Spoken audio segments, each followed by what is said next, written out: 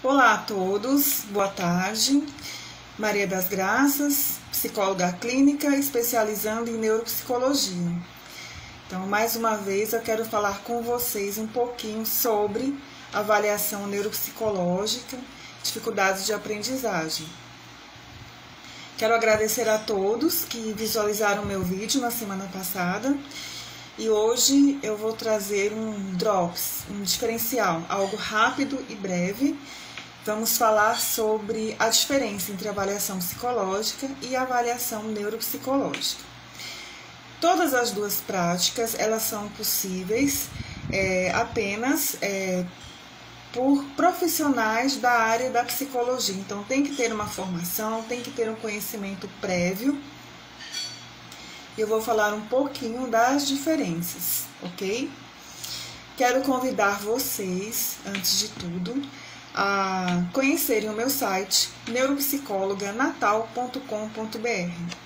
Nesse site eu tenho uma parte do laudo, uma parte do site em que você pode postar a sua pergunta e eu vou responder na medida do possível. E tem uma parte chamada Saiba Mais, uma seção do site chamada Saiba Mais, onde tem alguns vídeos, onde você vai poder ter algumas informações sobre alguns distúrbios, como TDAH, dislexia, transtorno do espectro autista. E na medida do possível eu vou postando os vídeos. Então, quando a gente fala em avaliação psicológica, né? Quando nós precisamos de uma avaliação psicológica, né? Então, como eu disse há pouco, nós estamos falando de uma atividade exclusiva do psicólogo. É um processo de investigação sistemático e a gente pode utilizar comumente observação clínica e alguns testes. Não é obrigado, mas ele pode enriquecer o nosso relatório. Então, podemos começar essa avaliação psicológica por uma anamnese, uma entrevista com a família, entender o contexto do paciente, por que ele está sendo trazido para uma avaliação psicológica, e aí podemos investigar alguns fenômenos também de natureza cognitiva, como a nossa capacidade de dar sentido e utilizar informações processadas da nossa experiência do ambiente, ou comportamental. Então, de que forma nós respondemos aos nossos estímulos cognitivos e aos nossos estímulos ambientais? Então, como assim? Imagina uma pessoa que vem com uma queixa de crise de ansiedade. A gente precisa entender quais fatores estressores estão causando ansiedade nesse paciente e contribuindo para que ele tenha uma funcionalidade ruim. Então, será que é sempre que esse paciente tem um fator estressante que ele pode ter uma crise de ansiedade? Não.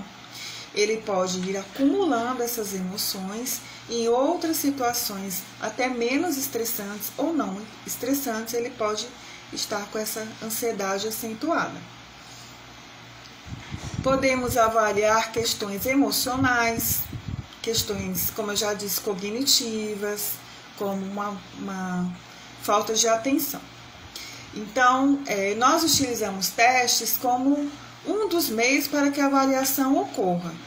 Então, podemos fazer uma avaliação, por exemplo, de personalidade, usando testes projetivos, que são testes em que nós pedimos, por exemplo, para que o paciente execute alguma atividade, e aí aquela forma como aquela atividade é executada tem aí um significado e a gente faz a interpretação.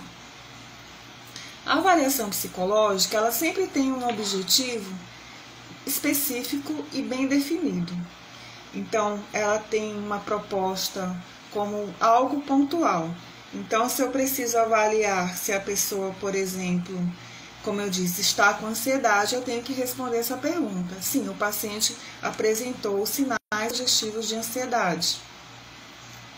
Isso dentro de um contexto clínico.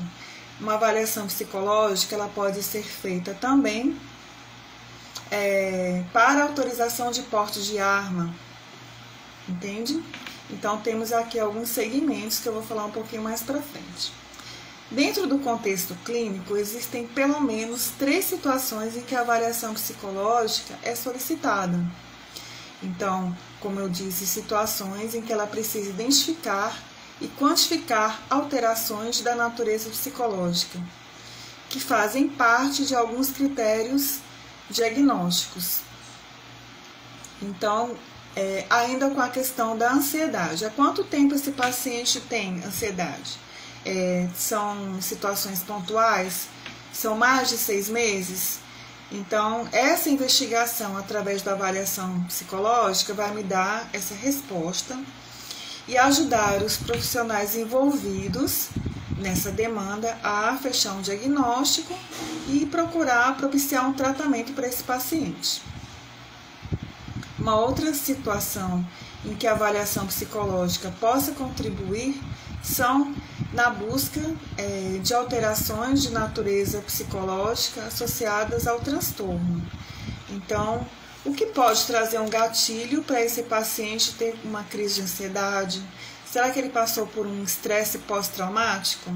Passou por uma situação de violência, um assalto, e há cerca de algum tempo e ele não consegue hoje desenvolver as suas atividades laborais, ter o seu trabalho de uma forma adequada, a sua rotina, o seu dia a dia. E existem situações que também podem contribuir para o acompanhamento ou tratamento do quadro, avaliando a sua eficácia ao longo do tempo. Então, vamos pensar em um paciente que já tem um diagnóstico fechado de um transtorno de ansiedade. Então, é algo que já tem uma duração de, no mínimo, 6 meses, já tem um diagnóstico fechado.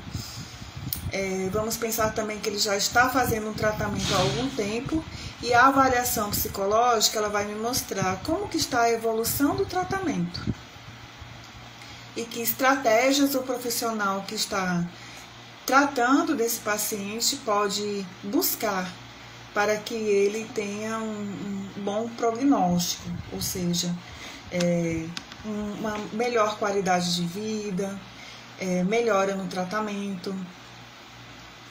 Falando ainda da avaliação psicológica, ela é muito utilizada nos contextos organizacionais. Então, é solicitado ao psicólogo que ele avalie determinado comportamento ou competência de um funcionário ou de um grupo de funcionários de uma mesma empresa, ou ainda candidatos para uma nova vaga de uma empresa X. Então, diante desse contexto, nós utilizamos também um processo de entrevista inicial, aplicação de testes, a correção, mensuração, e com esse resultado nós podemos dizer se o candidato é apto ou não para aquela vaga ou para aquela promoção, caso ele já seja um trabalhador daquela empresa. Existem psicólogos que trabalham apenas nesse contexto organizacional, e aí ele pode fazer algumas inferências, fazer um trabalho em grupo, ver de que forma aqueles funcionários podem ter uma maior produtividade, melhorar os relacionamentos em equipe.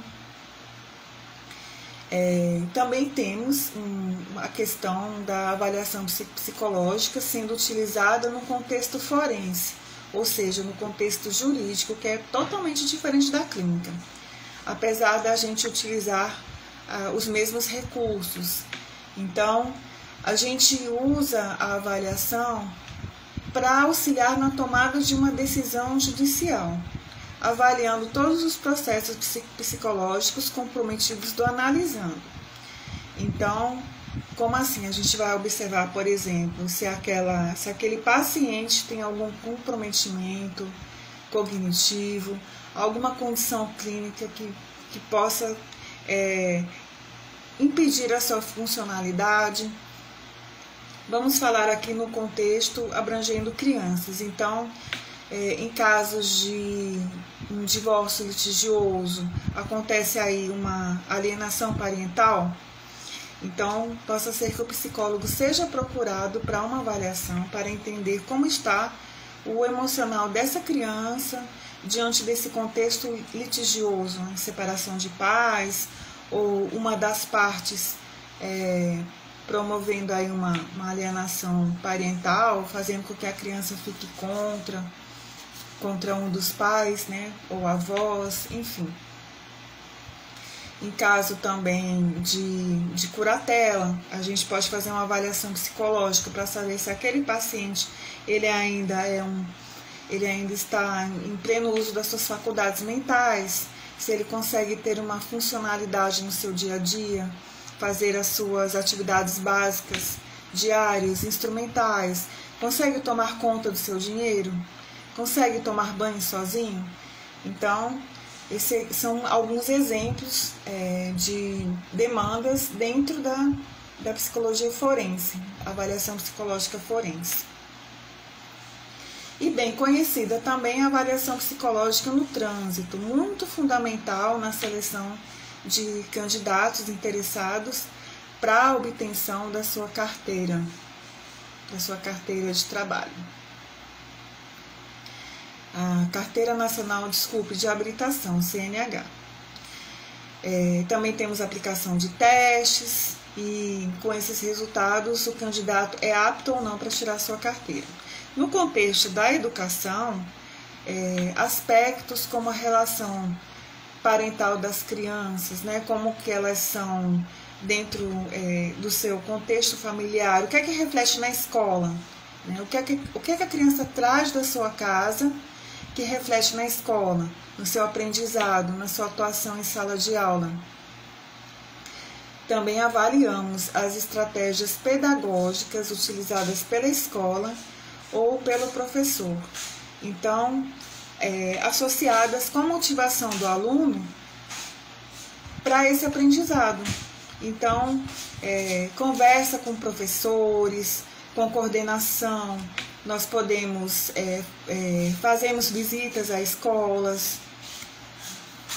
Então, veja, a avaliação psicológica, ela pode avaliar várias demandas. E qual é a diferença entre a avaliação neuropsicológica e a avaliação psicológica? A avaliação neuropsicológica, ela tem como objetivo identificar distúrbios de funções cognitivas desencadeadas, que pode haver alterações cerebrais desencadeando respostas comportamentais.